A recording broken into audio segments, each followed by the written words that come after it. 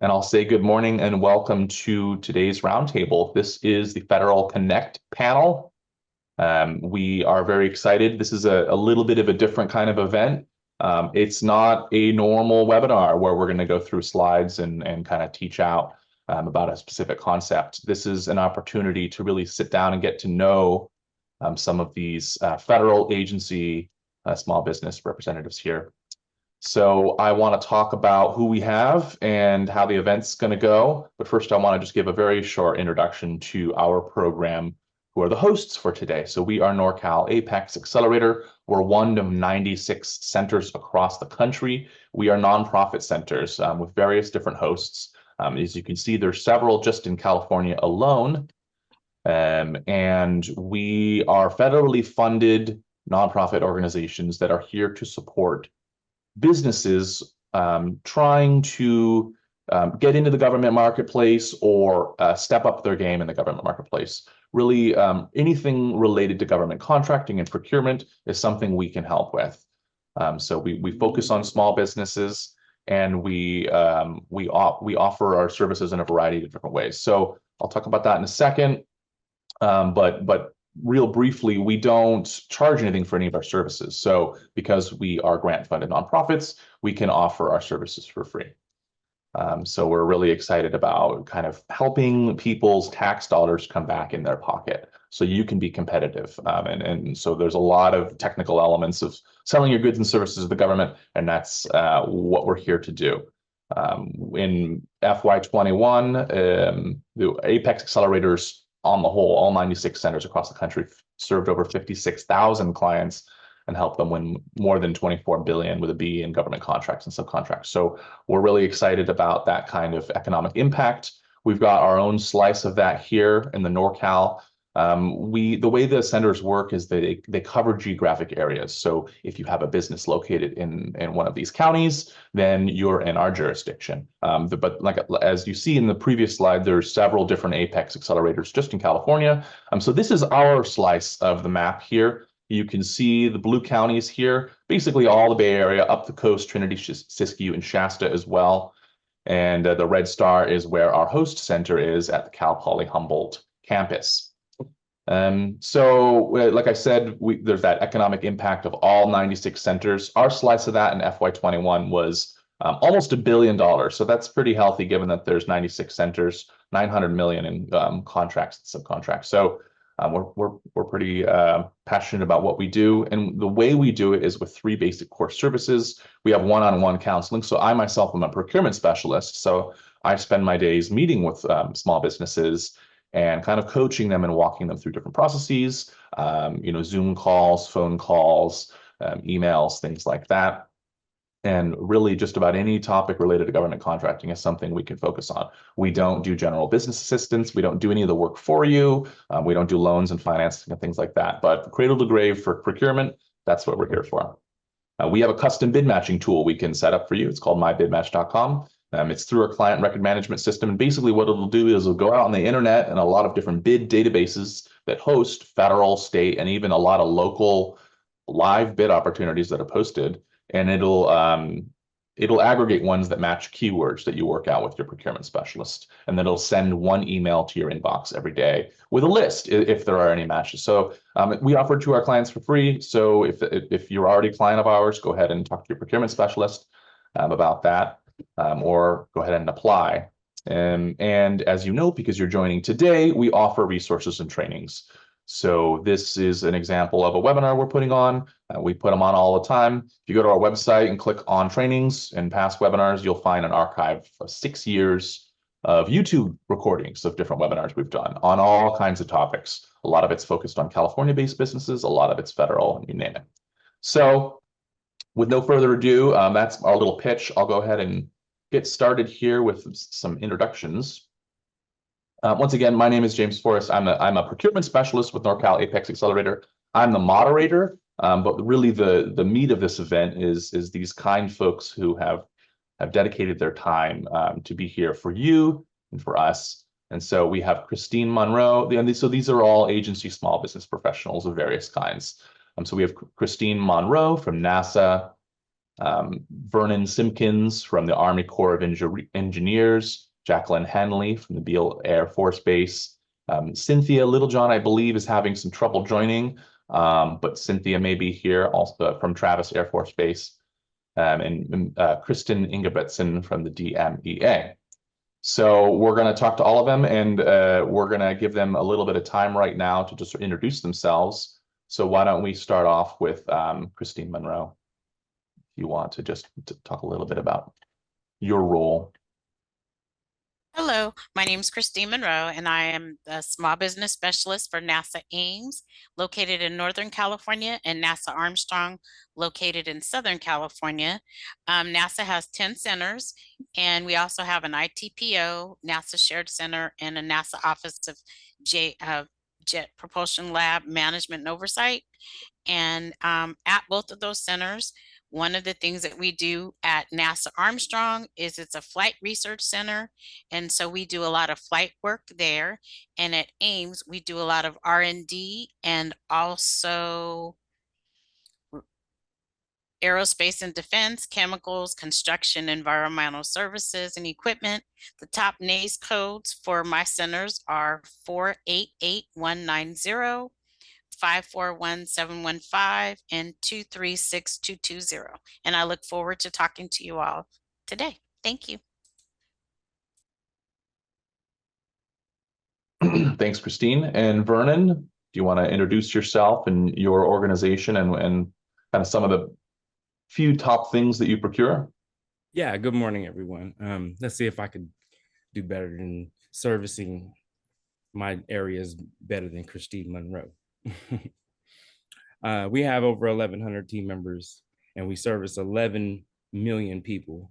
We have several OCONUS deployed employees. We have 27 construction offices, 4 regulatory offices, 7 mega projects, including the VA, Isabella Dam, Folsom Dam, a JFP, the Joint Federal Project, and dam raise, American River Common Features, Natomas, West Sacramento, Lower San Joaquin River. We manage recreation facilities at 10 projects, 2.3 million visits annually. We have operate and maintain 17 dams and reservoirs, 19 Army and Air Force program and installations, significant hazardous, toxic, and radioactive waste, our HCRW program, South Pacific Division Dam Safety Production Center. We service 8 states, including California, Nevada, Utah, Colorado, 90 federally recognized tribes, and 46 members of Congress.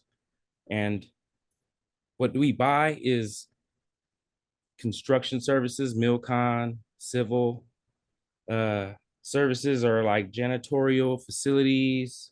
We do interagency services, lots of environmental.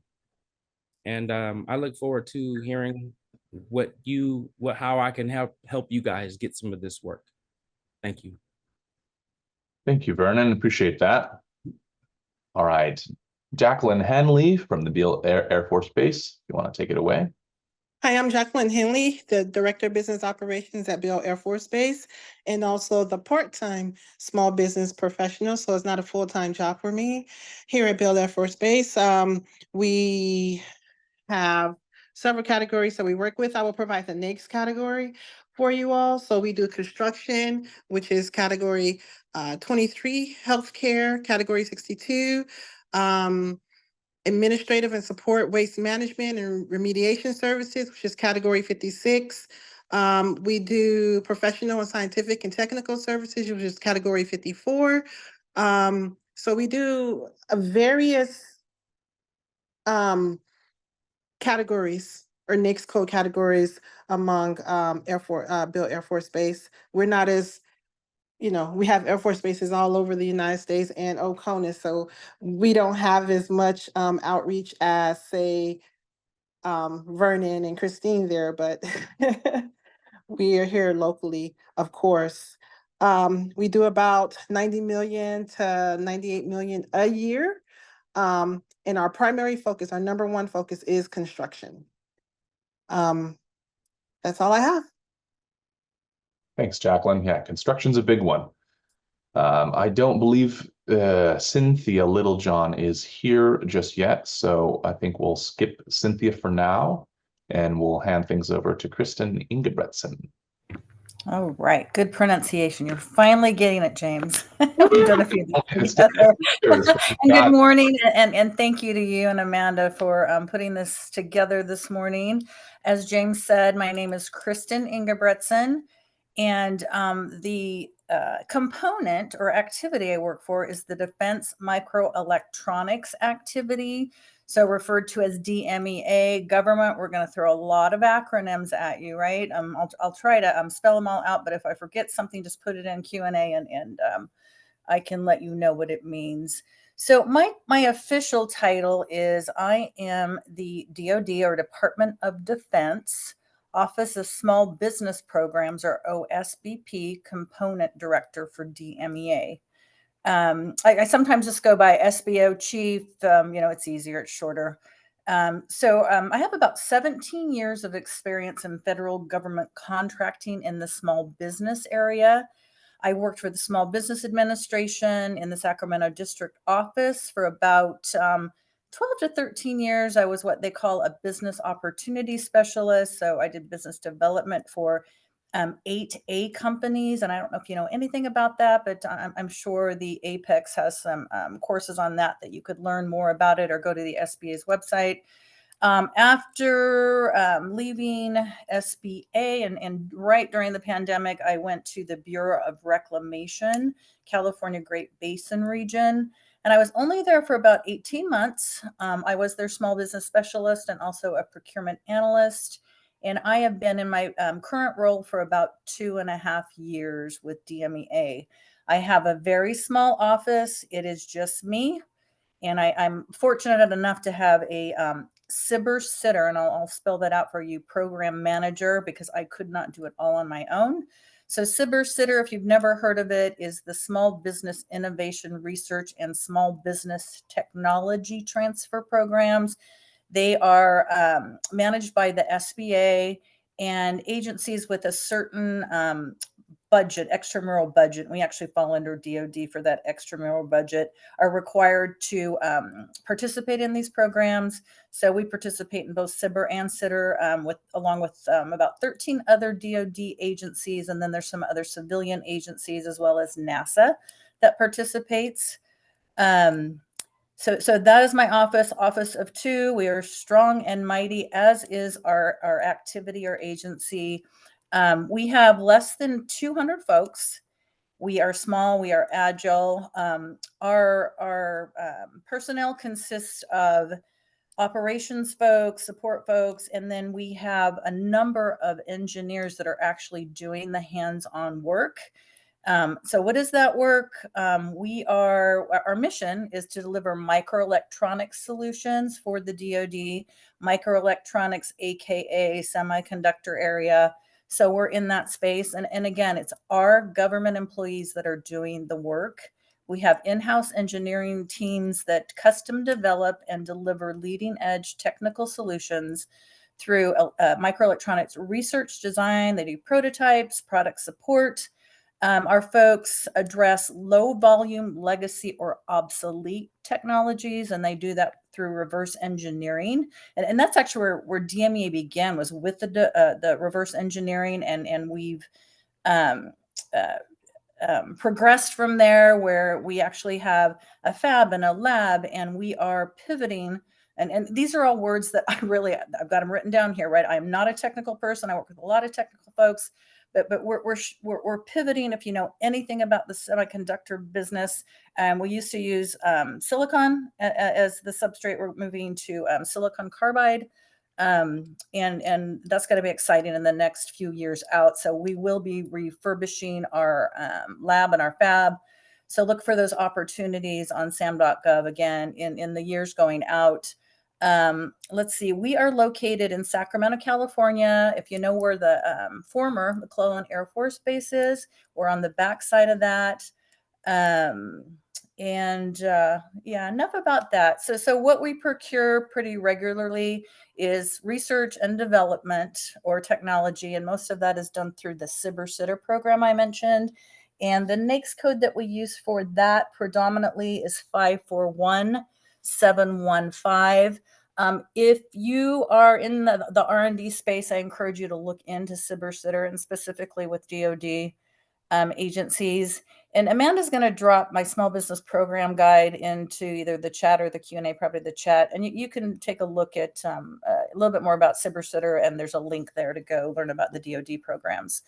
So in addition to the research, we procure, the number one thing we procure is engineering services so the 541330. However, I would say about 99.9% of that is done through one of our very large IDIQ contracts. It's called the Advanced Technology Support Program.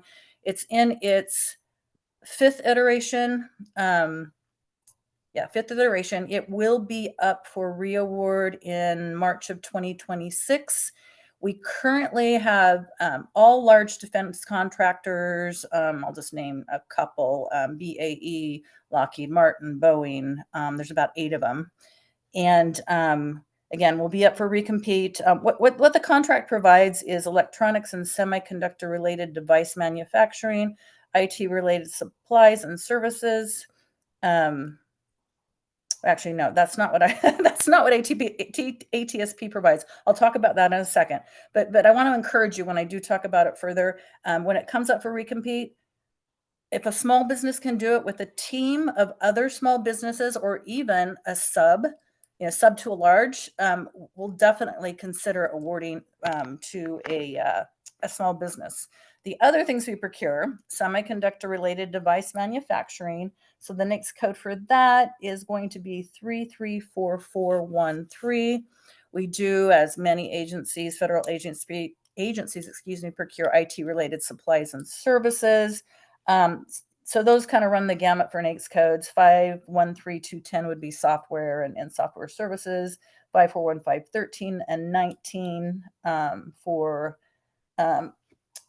other IT related services and supplies. We, as I mentioned, have a lab and a fab, and so we're procuring products and services to support those, like scanners, testing, X-ray equipment. We have a very small facility on the backside of McClellan, as I mentioned. So anything to support the facility, to include security services. We just awarded last year a 5-year IDIQ to an 8A company, actually, a sole source for facilities maintenance services. And opportunities there would be, to be a sub to them if you're looking for something in the near future. And then when it rebids in 5 years from the end of last fiscal year, it's going to go to an 8A company. As I mentioned, we are very unique. So there are some times that we have to buy from the original equipment manufacturer, the OEM, and oftentimes they're large, but sometimes they're even small. So there's opportunities there as well. I'm going to end there because I'm taking up a lot of time. I'm not going to go into ATSP, but I will say go to our website. We just updated it earlier this year, and it's fabulous. So you can learn more about all the programs we support, and it'll give you an idea of what we are looking for as far as procurements go. And I will leave it at that. Thanks, Kristen. Yeah, we'll have more time to talk about more details for sure. So again, the way that this roundtable is going to work today is have synthesized a number of different questions that you submitted during your registration. So I'm working off a list here of your own questions that we're going to be putting to these folks. And first off, James, I do believe we got Cynthia in, so I'd love to give her a chance to introduce herself and her agency. Welcome, Cynthia. So Cynthia, Hi. we're just, Hi. yeah. Can you hear me? Introduce your agency and some of the top things that you procure. Okay, so I am representing the Air Force, Travis Air Force Base. We are an operational Air Force base with an economic impact of $2.7 billion. We support over 7,500 active duty, We also have the Air Force Reserve under us and a civil service force of about 1,700. So everything that encompasses supporting an operational base with a readiness mission. So some, and I'm just going to give you broad categories of some of the top NAICS that we deal with. And so one of them is, category 54, which is professional, scientific, technical services, manufacturing, category 33, manufacturing, consisting of computer, electronics, transportation, furniture, and miscellaneous. And then, of course, construction. One of the things that we do we have the largest medical facility here at Travis.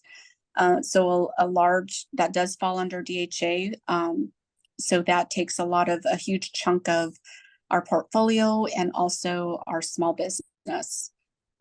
As far as recompete, one of the areas you can look at is SAM.gov. That's what we use as far as our portal. We'll go out there and kind of see what's available through a sources sought. Sometimes we'll do a special notice just to get a feel of what the market's like, what the interest is out there. But that's primarily what we support and where we put out our requirements. Thank you, Cynthia. Appreciate that, and welcome. Thank you. So as I was just starting to get into a little early, oops, there's a little bit of a lag here. We are going to pose some of the questions that we've aggregated from your questions that you submitted during registration to these panelists. So the way it's going to work is I'm going to ask the question, and then we'll let whoever wants to start off go ahead and answer the question. And if we could, folks, if anybody, whoever wants to put their video on, who feels comfortable, that could be nice. No pressure either way. Right now, I'm the only one with my video on. So I'll start off, and anyone who wants to take it, the idea is that most of you will kind of get on each question, but we're not going to be very militant about it.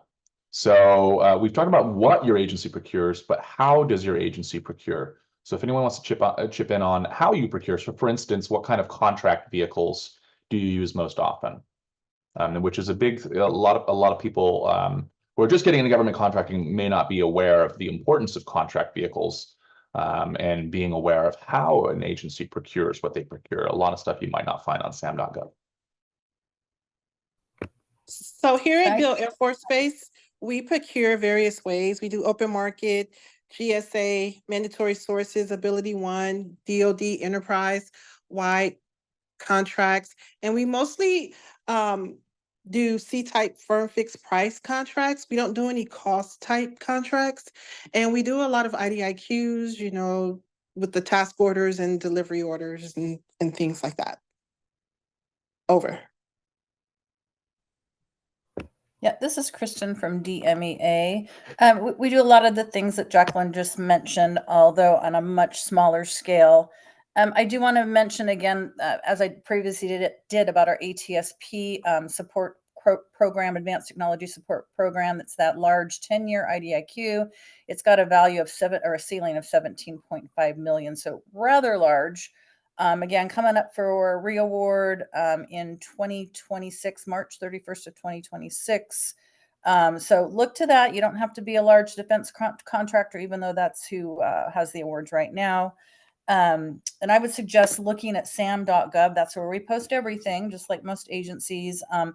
Beginning the second quarter of 2025, you'll start to see maybe a sources sought, request for information posting come out on sam.gov. So please respond to those to demonstrate your interest as either a prime or a subcontractor on that. Some contracting is just as important as prime contracting.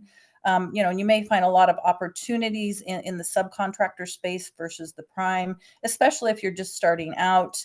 Some of the contracting vehicles we use, as Jacqueline mentioned, IDIQs. In fact, we awarded a couple of 8A IDIQs, 5-year IDIQs last year. I mentioned facilities maintenance.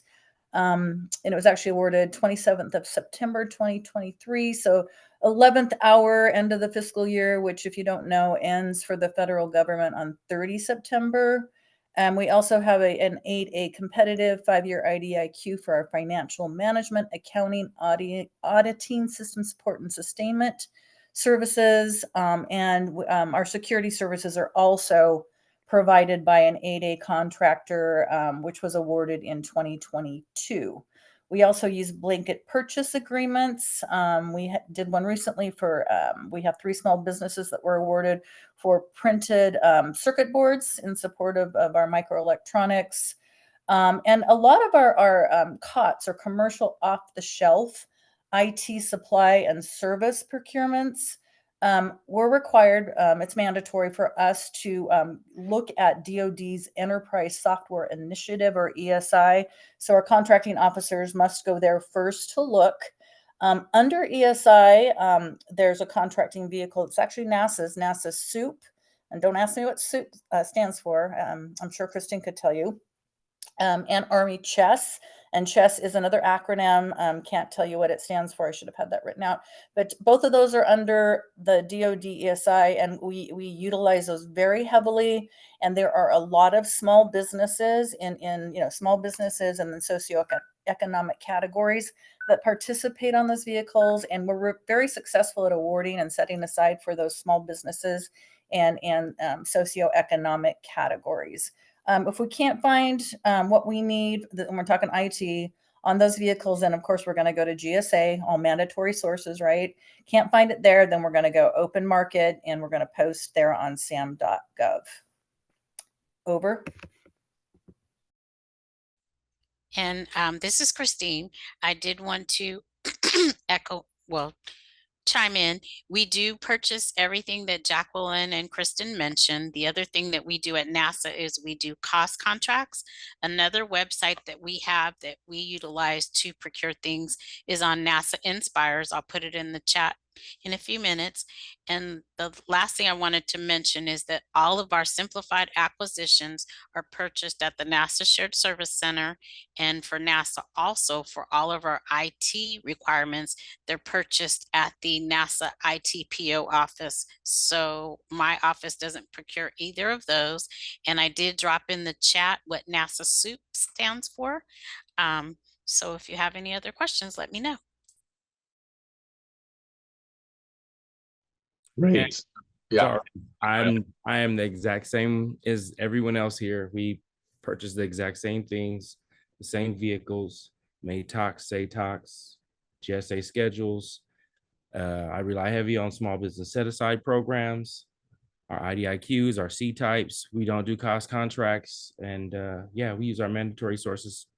And so just like everyone else. Over.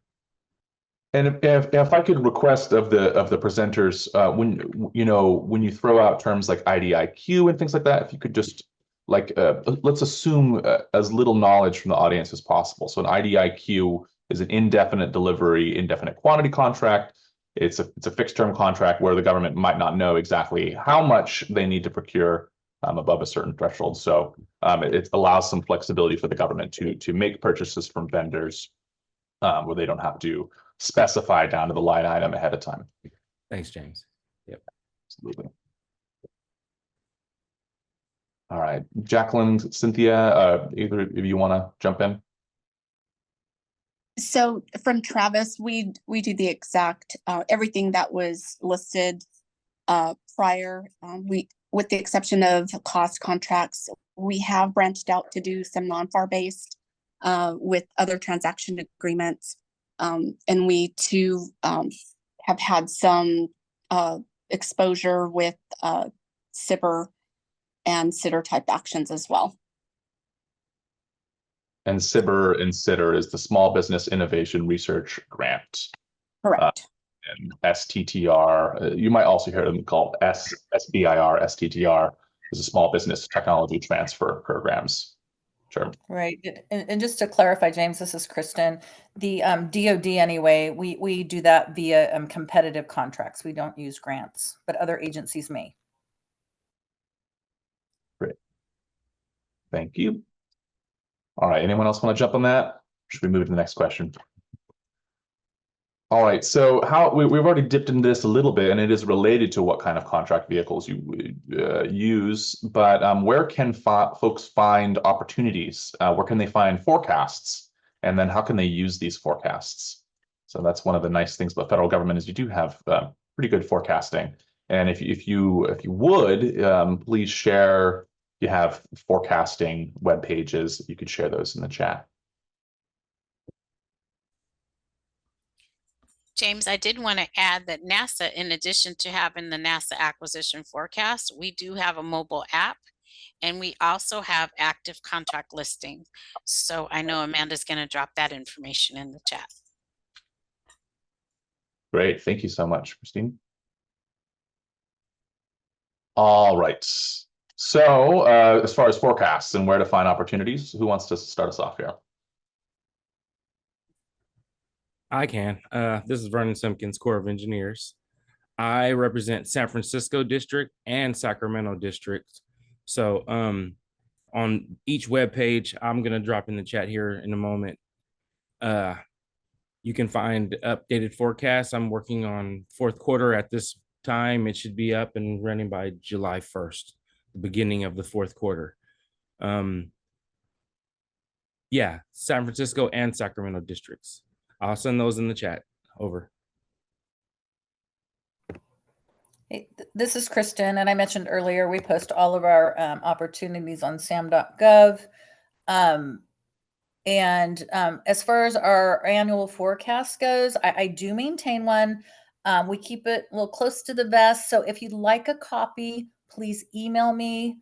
I dropped a link in the chat for our quote unquote small business page, doing business with DMEA page. And you'll have instructions there for requesting our procurement forecast, as well as our small business program guide, which I think Amanda dropped in the chat.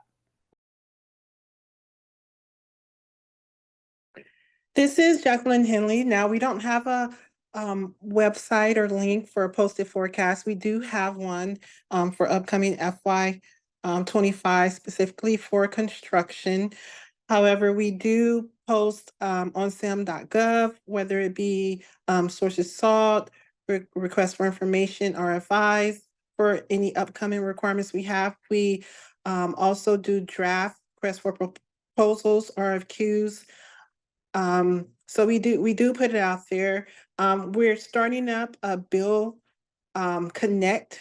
I know that we have an event on the 23rd of July for our prime contractors, because we have a transportation paving IDIQ that we're going to award. This event is particularly for primes who are looking to basically bring on subs.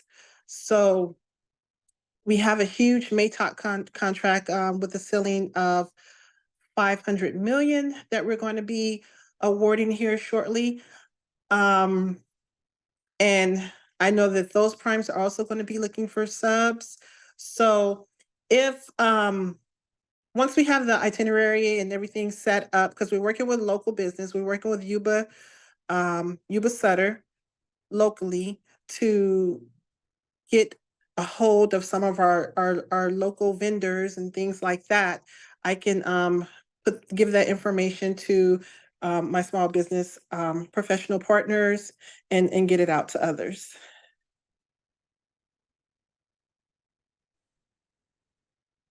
This is Cindy from Travis as well. We don't have a formal forecast in that we post. We do publicize all of our requirements on sam.gov, whether it's through sources sought, RFI. We use the same approach to get the word out, and then also during outreach activities, kind of say what's in the near future, what we're working on as far as requirements. Over.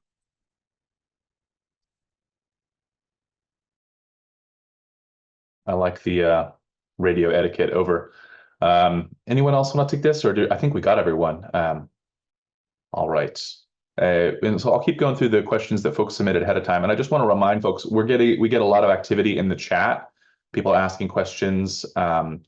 And we're gonna have time for Q&A, but just if you have a question that's specific to your situation, You know, do you buy shoe leather? You know, we're probably not going to pose that to everyone. There's 140 people here. So if take that up where you're going to get contact information for these folks later. If you want to talk about your specific service or product, you can do that offline. So next question here. What are the most effective marketing methods to connect with your agency? This is kind of the question of marketing is big for our clients. So how do you, as the small business professional, prefer to be communicated with and how often? That's a juicy question.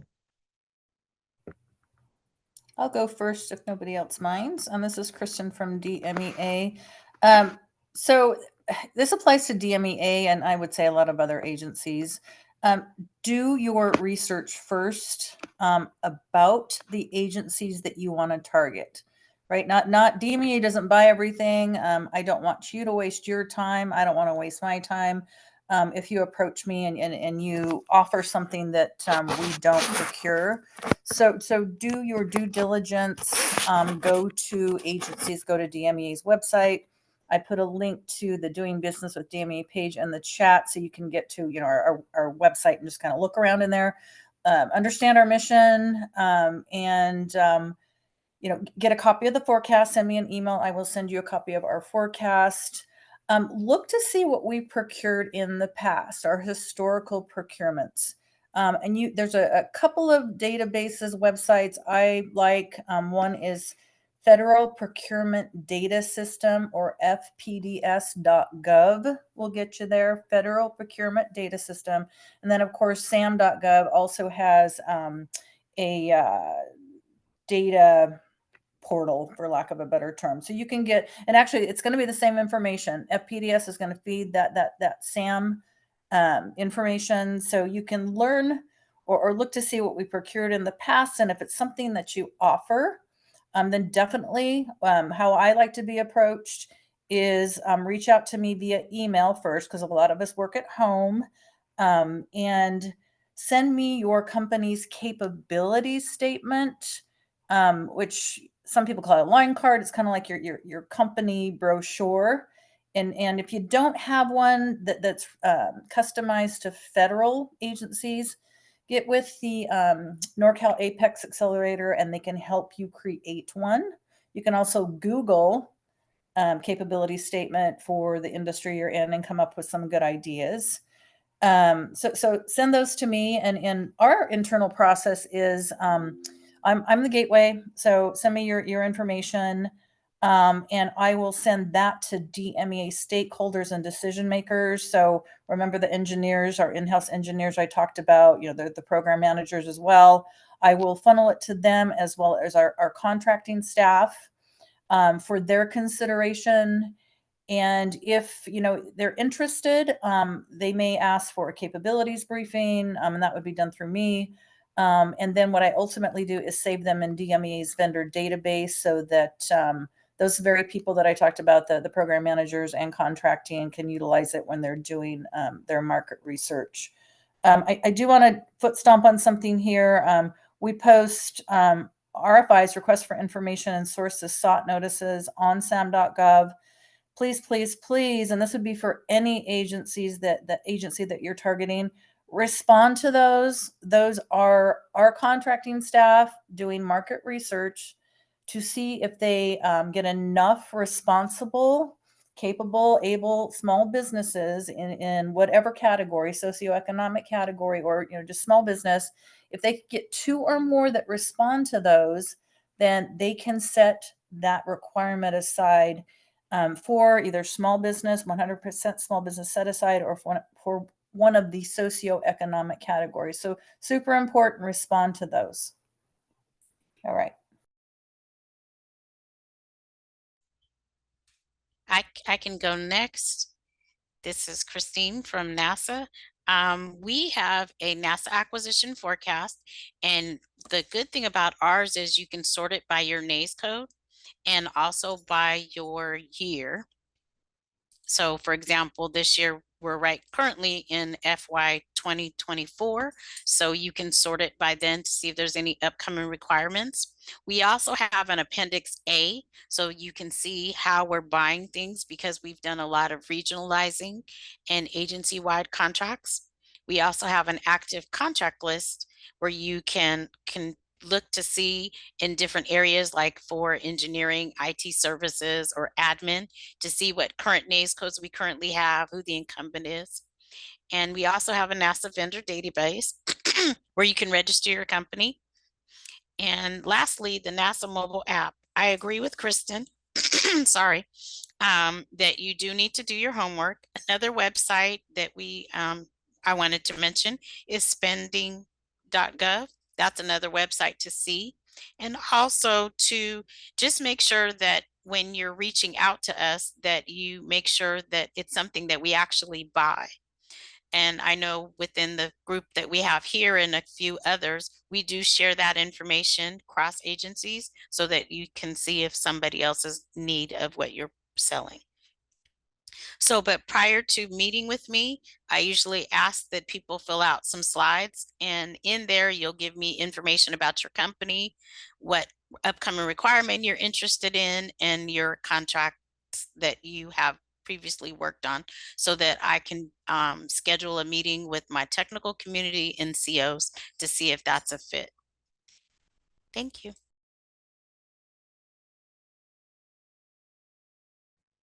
Okay, I guess I'll go. This is Vernon Simpkins with Corps of Engineers.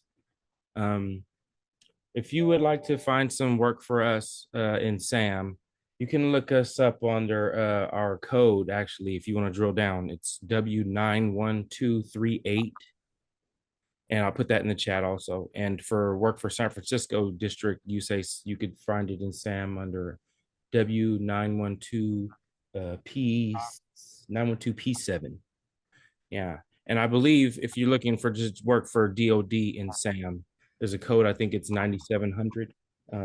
Someone can correct me if I'm wrong. That's correct. Okay, good. And we post all our social thoughts there on SAM as well, and a point of contact. But I, like everyone else here, it said that I am the gatekeeper to communication with each project, like they all said as well. Do your homework, look on my web pages, see what work is interested to you. It covers the preponderance of work that you do. You have a question, you can reach out to me, and I have access to the project manager, to the contracting officer of each project. And if you see something on my forecast that may be outdated or whatever, you can, like I said, reach out to me. I don't care if you reach out to me monthly. I would recommend quarterly, because that's when my forecast is updated, or quarterly. So I'd like to hear from you. I hear from so many contractors. Sometimes it'd be nice to get a refresh. Sometimes you may have some updates to your next codes, capability briefing statements, and we can reach out, and hopefully I could set you up a capability briefings. We're rapidly approaching the fourth quarter here any moment. So this is a good time to get to know us, and hopefully you're in the runnings for some of our contracts. Over. So this is Jacqueline Henley from Bill Air Force Base. Much of what Kristen said, I totally agree with. SAM.gov is where most of our requirements are listed and posted. As far as contacting me, I prefer email, and I think Amanda's going to put my contact information in the chat for you all. And I prefer for you all to send me your capability statement. What we do internally is I actually provide that information to our buyers. And so if we have run into IT requirements, for instance, that we can't purchase through our mandatory sources, that's when we'll again go ahead and tag our buyers, our vendors who are not part of those mandatory sources to purchase that IT. And we do that with different variety of products and also services as well. But for me, email is the best communication method, and sending that capability statement so I can get it to our buyers so they'll have that information. Over. All right, did we get everyone there? I believe so. And we are dropping some contact information in the chat. So that's something that a lot of you are interested in, is how to get in touch with folks. And Amanda and I are going through the chat and just responding. Again, if you have a very specific question for one presenter related to your services or part of your journey, please take that directly to them, the email, and they're giving you nice advice how to get in touch with them. So very helpful folks here. Next question here. What kind of assistance can the SB professionals offer businesses? So we've talked about how to get in touch with you, and then what kind of assistance can you offer? And when should these businesses go to you for help? And when should they reach out to Norcal APEX or other resource centers like us?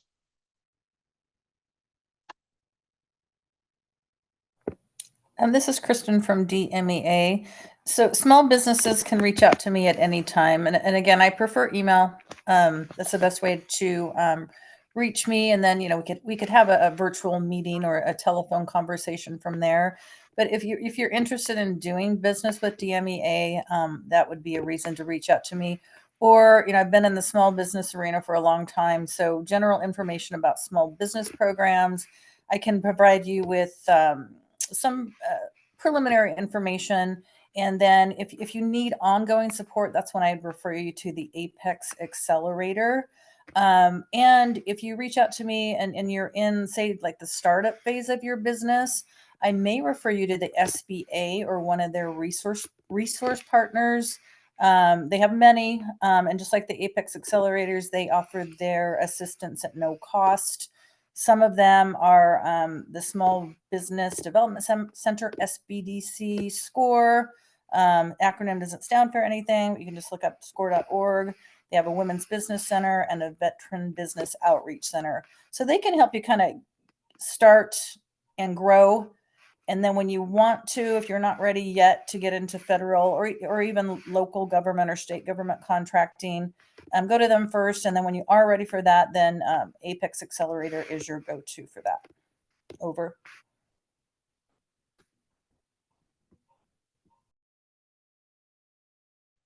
Just like Kristen said, this is Vernon again. You can come to me for anything, but I'm probably going to direct you to, depending on the issue, either SBA or your local APEX Accelerator. Just because just yesterday I got a contractor called me and said he had pay issues, but there's nothing I could do about that. I replied and said that sounds like an APEX Accelerator issue. You may need to take that up with them. Other than that, yeah. Once you've been through there, the SBDC, Development Center, APEX, our local SBA, then I believe you're ready to talk to me and we can see what we can do to get you your first contract or any of that. Over. So this is Christine. I have a different approach, and it's not wrong, but it's just different. I always ask everyone to look at the acquisition forecast first and see if there's an upcoming requirement, and then reach out to your APEX office and let them know that this is a requirement for NASA that I'm interested in, and submit your RFI, but let them look at it first before you submit it. Because a lot of times, if you just go ahead and submit it without having somebody review it, you get a little frustrated when nobody responds. So I always tell companies that that's the first line of defense. And then if you do see an RFP or RFQ that you want to bid on, to contact the person at the APEX office, let them know specifically, this is when it's due. How far out in advance do I need to make sure that I communicate with you so that I can make sure that this is going to make it through the first phase of having the contracting officers review it.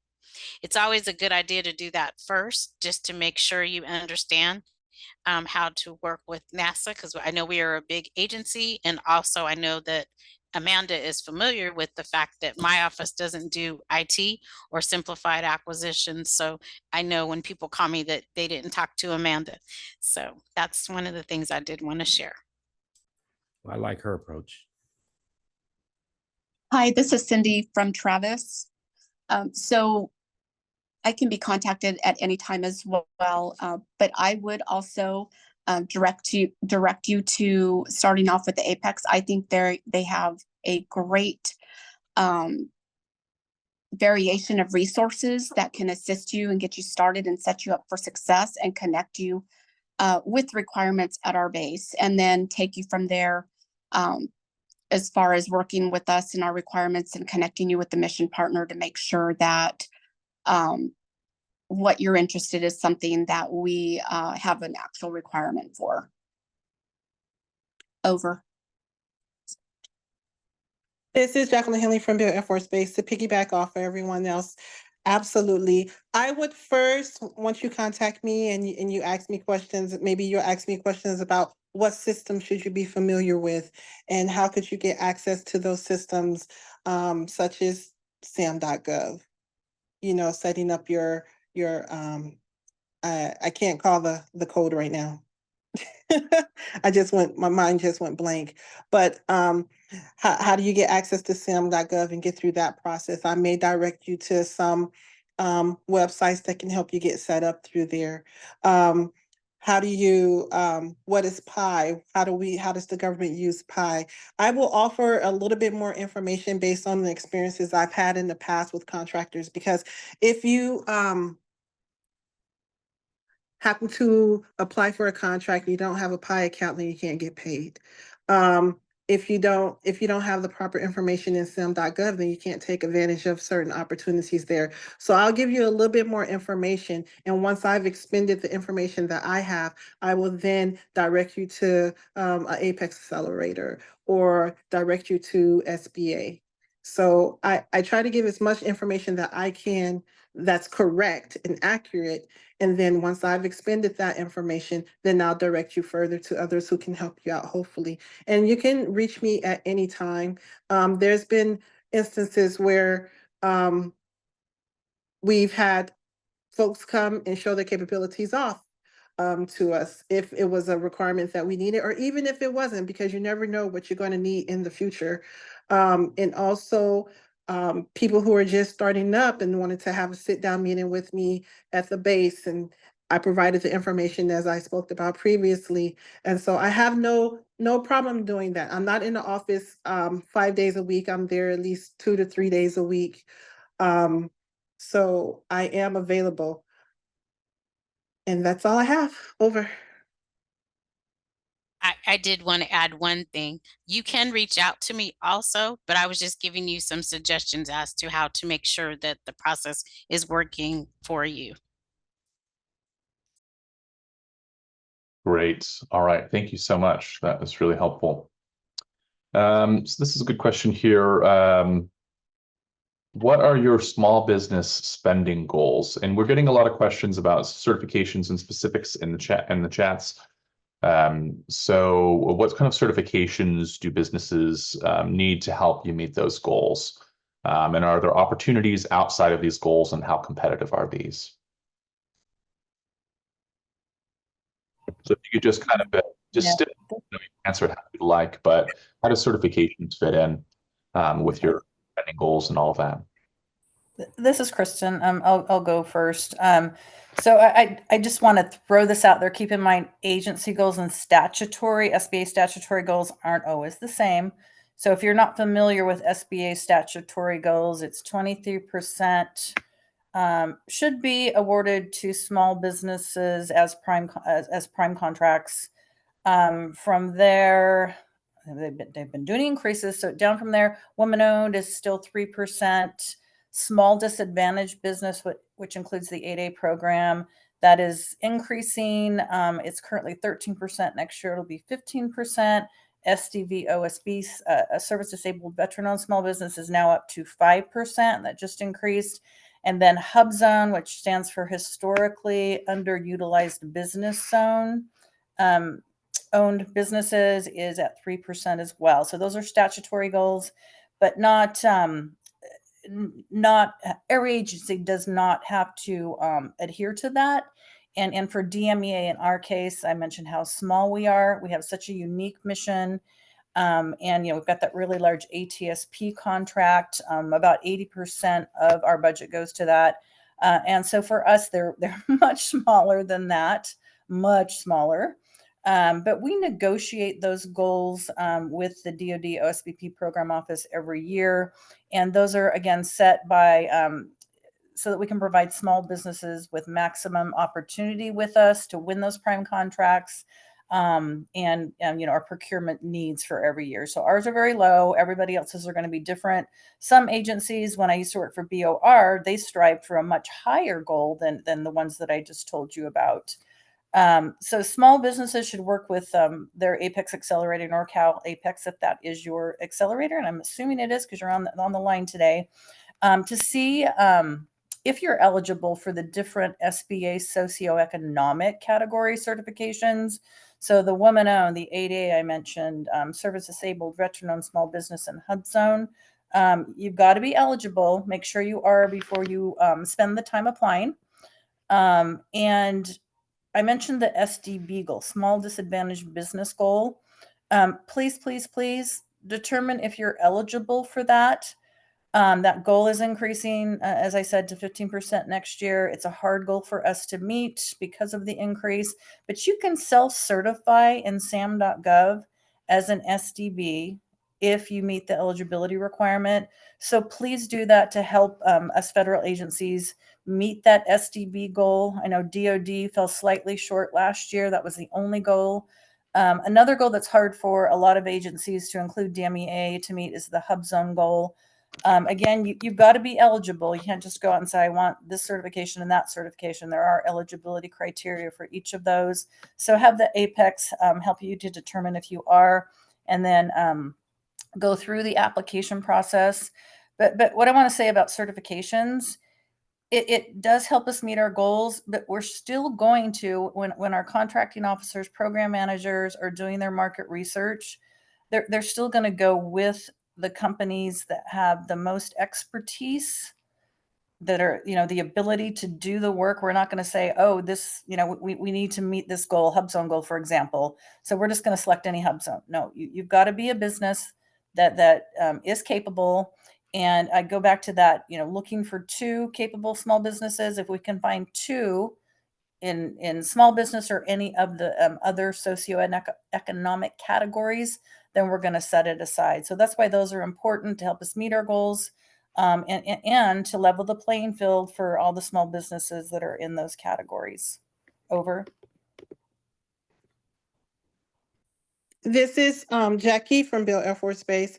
So as Kristen alluded to, Bill Air Force Base goals are way higher. Our small business goal is 85%. Our SDB goal is 65%. SDVOSB, which Christian already told you what that means, is 10%. And our women-owned small business WOSB is 8%. Our hub zone is 5%. And I will tell you right now that we're really going hard out for that SDB because we're red in that category. We're not meeting that goal just yet. So what will benefit us? I mean, there's no SDB set aside category. So if you're one of the other categories, whether you're AA, SDVOSB, or VOSB or hub zone, we're looking to see if you also have that SDB category as well. But we're really looking to try to meet that goal. I mean, if we do, we do, but you know, if we don't, we don't. As Kristen said, we do negotiate them yearly. So that may be something we look at in the future if we continually fail to meet that goal. Over. This is Christine from NASA. We have central goals and we also have an agency goal. So our small business agency goal is 16.9%. At Armstrong, it's 48.9%. ARC is 31.6%. For the ones that we're not meeting our goals are women-owned and hub zone. But I always tell companies that we are interested in making the goals because that is important, but we are also interested in the mission. So when you see an RFI that's posted, please tell your friends or other companies that are your competitors that also have that same NAES code and that can do that requirement so that we can set it aside. Because I get a lot of phone calls after where a company will tell me, yes, I can do that, but the requirement has ended. So that's one of the things that we always ask companies to do. And as I mentioned, we are looking for women-owned, and on the SBA website, there is a list of women-owned NAES codes, and I wanted to mention that. Thank you. Hi, this is Cindy from Travis. And so our goals are 81% for small business. We have 53% for small disadvantaged. Our women-owned is 22% and HubZone is 5.4%. And so we typically meet the overall small business goal. There are occasions where we fall a little bit short in some of the socioeconomic programs. So we're always looking for opportunities to bring in some of those different categories. As I mentioned before, one of our big hurdles in this area is that our large portfolio is with our medical under DHA, and that is just a 100% small business set aside. So so that's kind of where we stand as far as our small business goals overall. Over. Okay, sorry guys. This is Vernon again from Corps of Engineers. Well, this year we estimate to award over $1 billion, and some of my goals include that I have set up with the commander for our district for Sacramento. We anticipate awarding over $300 million to small businesses. That's about what, 41%. SDB 135 million, which would be about 14%. SDVOSB 1%, which would be upwards of 10 million. $40 million to women-owned small businesses. That's a 3%. HubZone 3%, 40 million.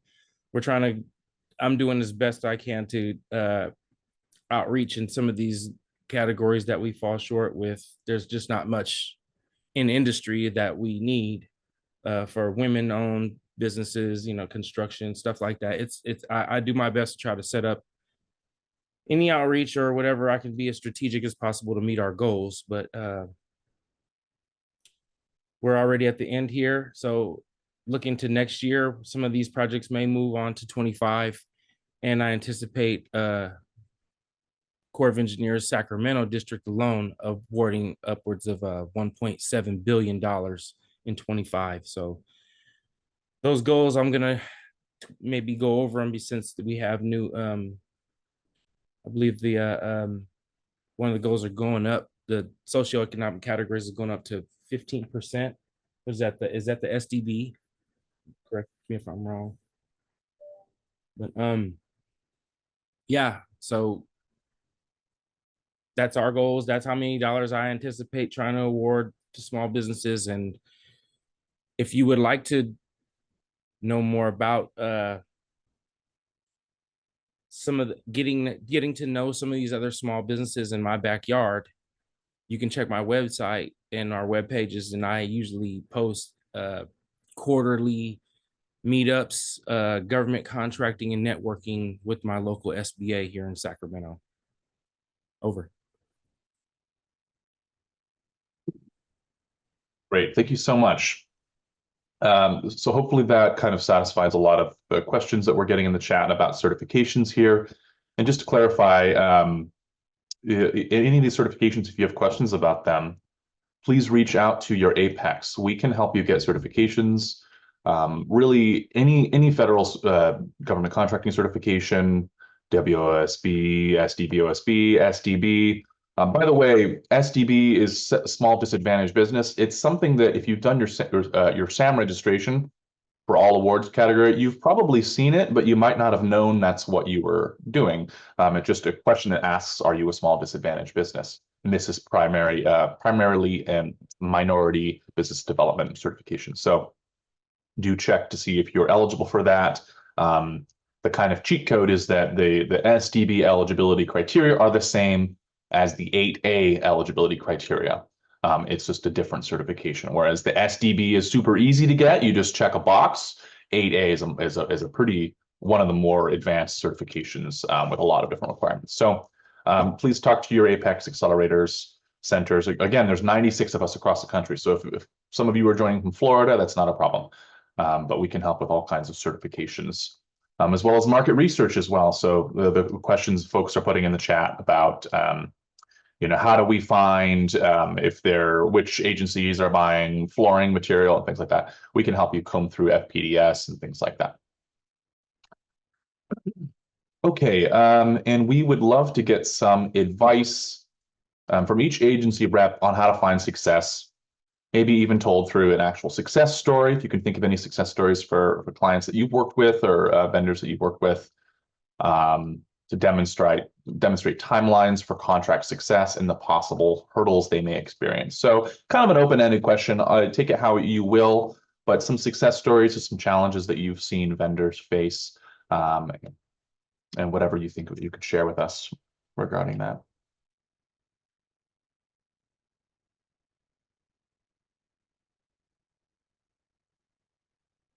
We'll give you a second to think of. This is Kristen. I'll go. I can't think of a specific story, although I'm sure there's many. I just, getting up there in years and my memories doesn't serve me well anymore. But I said it before, do your homework. Make sure the agencies you're targeting buy what you sell, your service, your product. I said it before, don't waste their time or yours. Time is money, right? Time is valuable. So, do your homework, agency website, procurement forecast, past procurements in those websites I mentioned, FPDS and SAM. So if you determine you're a good fit, then reach out to their small business professional. In DME, it's me. I'm there, the gatekeeper, if you will. Provide your capability statement. If you don't have one, get some help from the APEX Accelerator. Update on a regular basis your company's federal government marketing info. So, you're going to speak federal government when you're communicating with us, your NAICS codes, your certifications or past performance. And that'll be not only on your capability statement, but you'll put some of that information in sam.gov. You don't have a lot of latitude in there to enter in text, but you do in your SBA profile, which you can find in the dynamic small business search website. So you can just Google that, DSBS. And actually you do not, I take that back. You don't go there to enter your information. You're going to do that through SAM. So if you don't know what I'm talking about, you probably missed the page in SAM when you were registering. If you are registered, go back in. You have to, as far as I know now, it used to be this way years ago.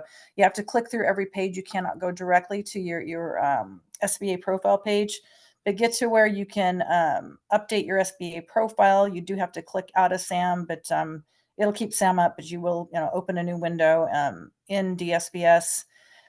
Get your information in there. There's space for you to write a capabilities narrative, add in other certifications besides the one that the SBA assigned you.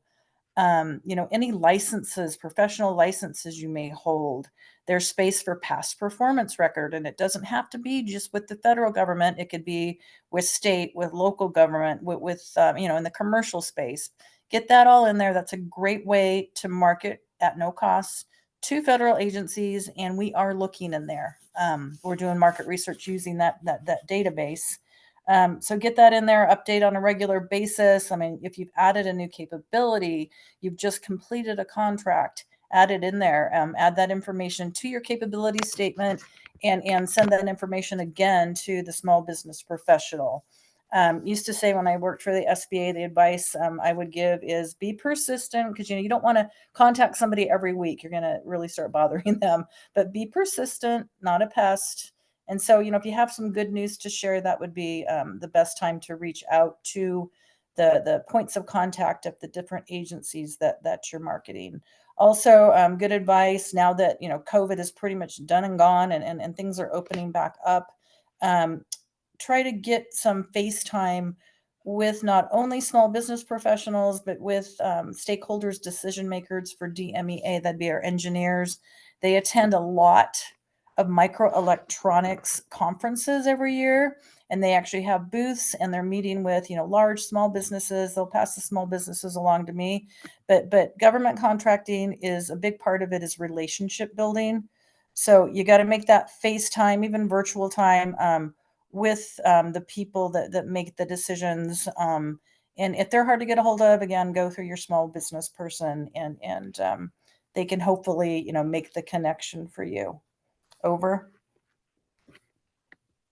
Thanks, Kristen. I just want to jump in and say, unfortunately, that DSBS portal through SAM hasn't worked for years, and I doubt it will. So you basically have to submit your SAM registration. Once you get it approved by the Cage office, then you go to a website called SBA Connect, and you need to put in your bank account number that you use with SAM, along with your UEI that you got from SAM. And then you'll claim your business and get access to the DSBS portal. It's a little arcane, but your procurement specialist should be able to show you how to do that. But great. Hey, James, if you can send me that information, that'd be great, because things have changed since I worked for the SBA.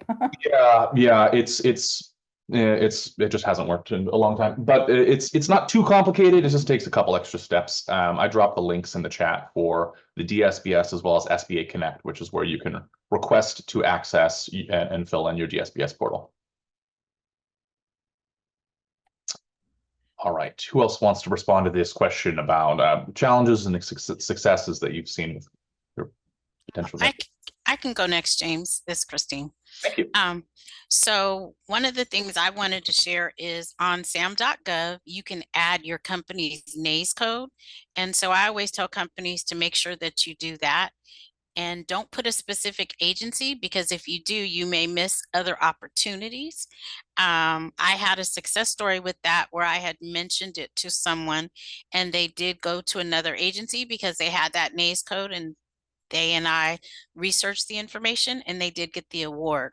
So I always find that that's helpful, just to know that even though I don't work for anybody other than NASA, I can assist companies, and I'm always happy for them when they do success. The other thing that I also mentioned to people is that if you're interested in getting one of the certifications, it's always best to reach out to somebody who already has it, to see if that's something that you really need at that time, because a lot of times people will be trying to get a certification, but they've only been in business for 6 months. And so that's also something else that I share with companies. That's something that they should look into, and find a mentor, somebody that you have that is doing similar work as you or something else. And then that way you'll have somebody to bounce ideas off of, because I know a lot of times people will try to get in business and not really have anybody to talk to, and they get a little bit discouraged. So but I did have one success where the company had wanted to go after a NASA contract. They bid on it previously and they didn't make it the first time, but the second time when she did it, she did come to some of our outreach events. She and I met a couple of times, and she was able to get the next contract. So that was one of the ones I wanted to share.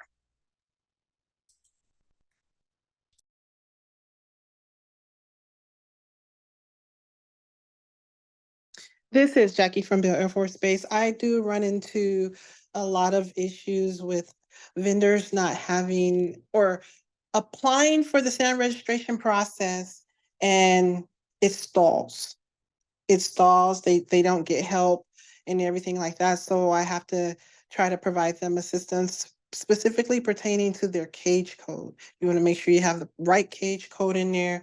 You want to make sure that you stay persistent, as Kristen said, with getting through that sam.gov process, because it is a beast, as one of the vendors said to me. So I just want to just foot stomp that, getting through that SAM registration process, because you can't get many of the opportunities with DoD if you're not active in sam.gov. Hey everyone, everything that they just said. This is Vernon Sunkins again with USACE. Usually when when you get to me for work, you kind of, I believe you've already checked cross your I's and dot your T's. I mean, or backwards, I'm sorry. But yeah, you've already taken care of all that when you gotten to me. And I just would like to just share a success story that is, because I used to work in contracting prior to being a small business office for the last going on 2 years. I was in contracting for 6, and I met someone that I got them their very first contract, and moving forward to becoming the small business into the small business office, I ended up having some outreach, and the guy ended up meeting me at my booth, and just his contracts just grew from there. And it's just a good to see someone that's happy to see me, because I assisted them with their very first contract, and now they're just being sought after.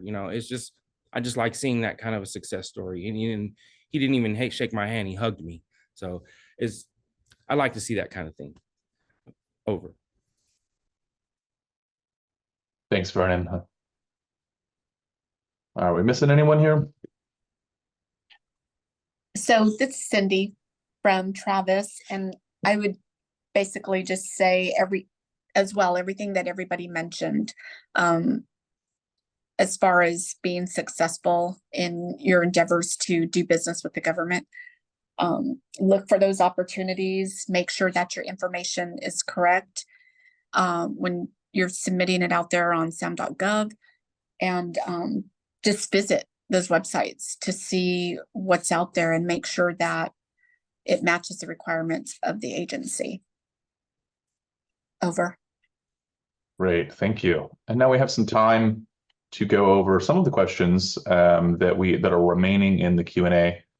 Emily Wexler's asking, the question is, I'm in contact with an Air Force Lieutenant Colonel, periodontist, regarding an AFWorks P1 proposal. They're concerned about writing a letter of support for our project and want to know the proper internal procedure to do this. Is there something written somewhere to assure them that they're allowed to write this letter?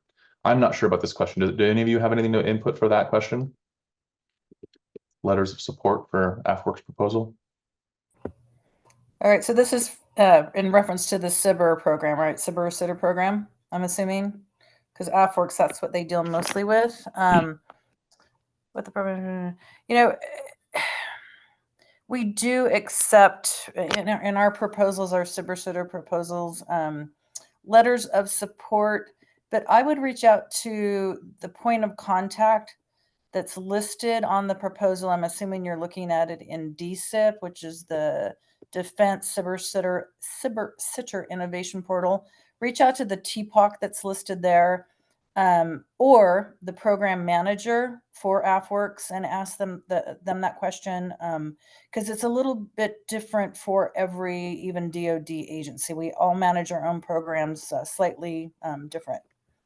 Over. What's a TPOC? Oh, I'm sorry.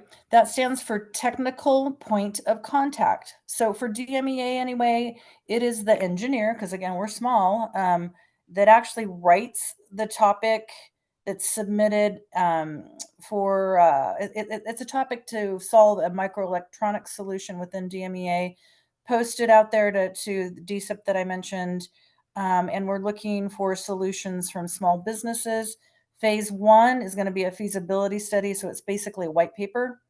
But yeah, I would reach out to whoever's listed in DSIP as either the TPOC, or there must be a program manager name, I believe, listed there as well.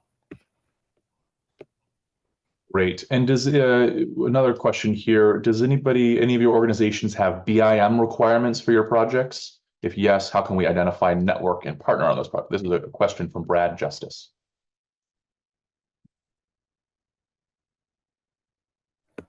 Could you define BIM? I don't know what that is. I know 3D and modeling, but not BIM. If I knew what BIM was, I might be able to answer myself, but I do not. If none of you are familiar, we'll skip that question. All right, Kim Wise is saying they are stuck with their federal government marketing efforts. They have an SaaS platform that requires FedRAMP moderate authorization to work with the agency. We'd love to achieve certification, but we need a sponsor. FedRAMP will not allow us to become authorized without a sponsor. How do you recommend that we find a sponsor? Or is there any program within the government that assists with authorization? Can any of you comment on sponsors and FedRAMP?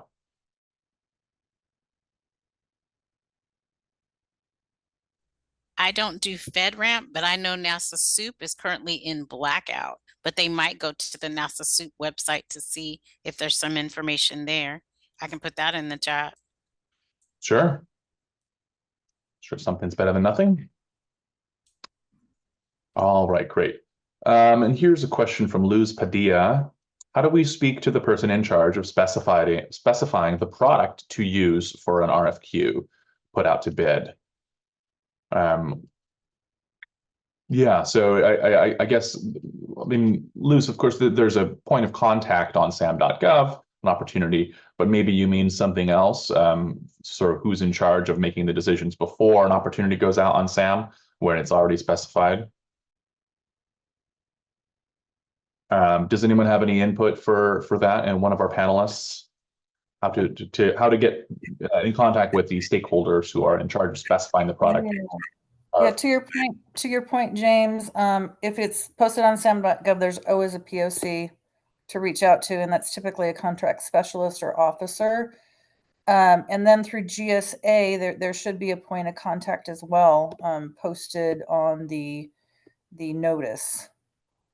So those should be, you know, who you're going through. And if they're not responding, because sometimes that happens, go ahead and reach out to the small business professional within that organization, and, you know, just Google, find their website, and find out who that person is. And then if I understand the question, you know, once an RFQ is already posted, they may already have a specific product in mind. So maybe Luz is asking about how to get in contact with the people who are in charge of determining which product is already specified. By the time an RFQ comes out, it's too late if they don't offer the right kind of product.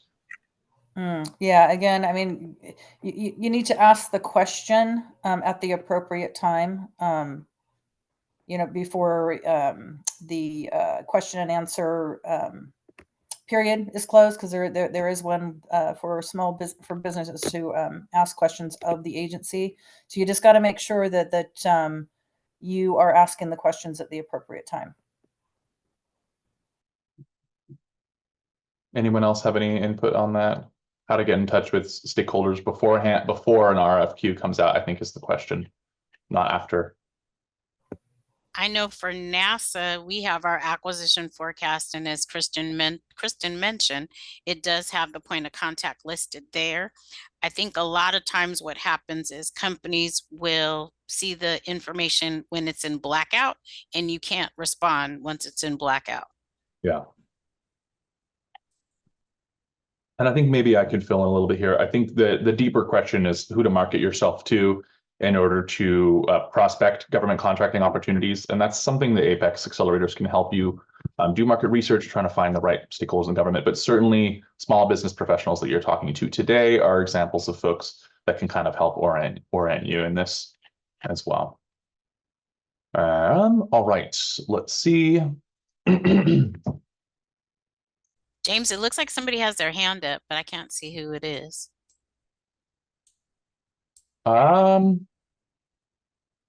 Yeah, we're going through submitted questions, so we have hundreds of people on this webinar, so we have kind of a workflow that we're going off. It looks like some of these folks have already asked a question. Okay, so we have about 4 minutes left here. Let's see. Harry's question is specific to your industry.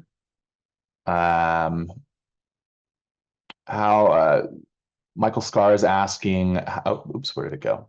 How can we work with agencies through the A2A contracting vehicle to design spaces that are guaranteed to match design specifications and meet end user needs? Does anyone have anything to say about how they can work through the A2A contract vehicles?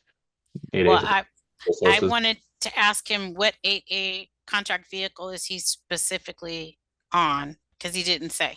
Yeah. For office furniture, it says sole source for quick turn ops.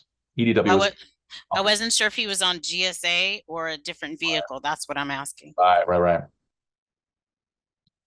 Well, and if he's just referring to being an 8A small business, 8A program participant, you know, you need to, again, go back to, you know, marketing 101, market yourself to the agencies, so that if an opportunity in your space presents itself, and again, you can look at forecasts, right? That's a way to get ahead of the game. Look at forecasts, and make sure that you're working with your SBA business opportunity specialist, and they can do, they can send, it's called a requirements letter. I think they're still doing them to that agency, you know, before, if it's still on the forecast, before it's posted to sam.gov, and ask them, you know, tell them that you're an interested 8A firm, you have the capabilities to perform on that contract, and please consider setting it aside as an 8A sole source for your company. Great, thank you. Michael Kamen chimed in, said yes, referring to a GSA schedule there, GSA.